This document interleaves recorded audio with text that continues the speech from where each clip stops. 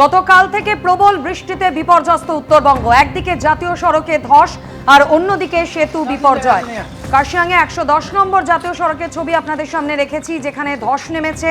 আর অন্যদিকে দুধিয়ায় অস্থায়ী সেতুও ভেঙে গিয়েছে অবিরাম বৃষ্টিতে। সেতু ভেঙে পড়ায় আপাতত যোগাযোগ বিচ্ছিন্ন শিলিগুড়ি মিরিকের। রাতভর বৃষ্টির প্রভাব পড়েছে উত্তরবঙ্গের বিভিন্ন জেলায়। সব মিলিয়ে এই মুহূর্তে উত্তরবঙ্গের ঠিক কি পরিস্থিতি, আরো বিস্তারিত জানাবেন প্রতিনিধি রাজা চট্টোপাধ্যায়, সরাসরি আমাদের সঙ্গে রয়েছেন। রাজা, দেখো, অবিরাম বৃষ্টি শুরু হয়েছে। তুমি জানো, এই বর্ষার শুরুতেই কিন্তু অবিরাম বৃষ্টি। পাহাড়ের ভুটান এবং সিকিম এলাকায় রাতভর প্রচুর বৃষ্টি হয়েছে। পাহাড়ে একাধিক জায়গায় ধস নেমেছে এবং শিলিগুড়ির সাথে যোগাযোগ প্রায় বিচ্ছিন্ন হওয়ার মতো পরিস্থিতি। তুমি জানো যে বর্ষা শুরু হয়েছে, প্রথম দিনই কিন্তু এই পরিস্থিতি রয়েছে। আগামীতে কি পরিস্থিতি হয় সেটা দেখার।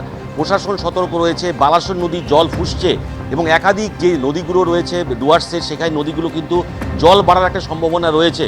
সেচ দপ্তর সূত্রে যেটা জানানো হয়েছে, পাহাড়ে অবিরাম বৃষ্টির ফলে বিভিন্ন যে বড় বড় নদী রয়েছে, তিস্তা, রায়ডাক, তোরসা, এই সমস্ত নদীর জল বাড়ার কিন্তু সম্ভাবনা রয়েছে এবং প্রশাসন কিন্তু সতর্ক রয়েছে। এবং তিস্তা ব্যারেজ থেকেও কিন্তু সকাল থেকে একাধিক দফায় দফায় জল ছাড়া হচ্ছে।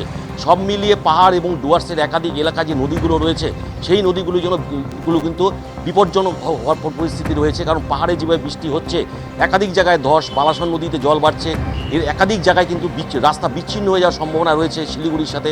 এই পরিস্থিতি এই মুহূর্তে রয়েছে বর্ষার প্রথম শুরু বৃষ্টিতেই। আগামীতে কি হয় সেটা কিন্তু দেখার। কিন্তু আগামী ২৪ ঘন্টায় অতি ভারী বৃষ্টির পূর্বাভাস রয়েছে সেচ দপ্তরের তরফ থেকে। ধন্যবাদ রাজা।